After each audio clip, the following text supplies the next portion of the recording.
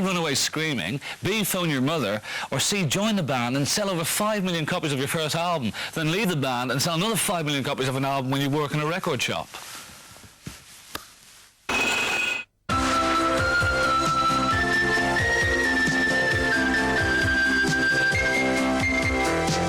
Dare was an enormously successful and acclaimed album. You were working as a waitress in a cocktail bar when I met you. I think Human League's Dare album is, you know, one of the all-time great pop albums. Turned you into someone new.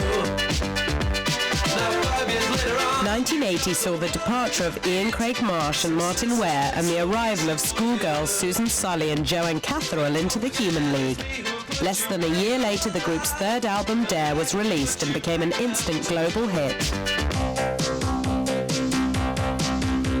Bringing the girls in, I think, was kind of like a complete coup on Phil's behalf. Not that I'm sure he was planning it that way, but I think they worked incredibly well because they were like the girls next door and people could really identify with them. I was working as a waitress in a cocktail bar. From a personal sort of thing, it was a big surprise because none of us had ever wanted to be in a group, and John and I had only been in a group for sort of 6 months, and all of a sudden we'd been literally plucked straight out of school and stuff, and we're still at school when the first single was a hit sort of thing, and it was sort of a bit of a weird one.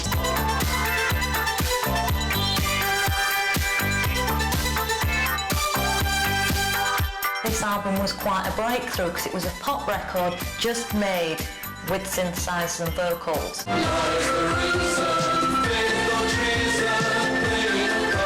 For years we thought that we didn't get any credit for it. So a lot of the journalists are actually our age now, and so they remember Dare coming out. They're sort of saying, oh yeah, well, there wasn't an album like that before. Martin Rush's production at that time. Joe Callis' songwriting. It was just really kind of... None of it was planned. Sure, it was all luck.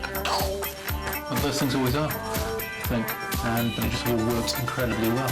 But it was fantastic bunch of songs. Great album song. Don't you want me? You know I can't believe it when I hear that you want me. We were part of a scene that's like gone unremarked. It all swung into the White Soul thing, and everyone threw away a load of stuff that I think is worth reassessing. I love your love action. Love's just a distraction.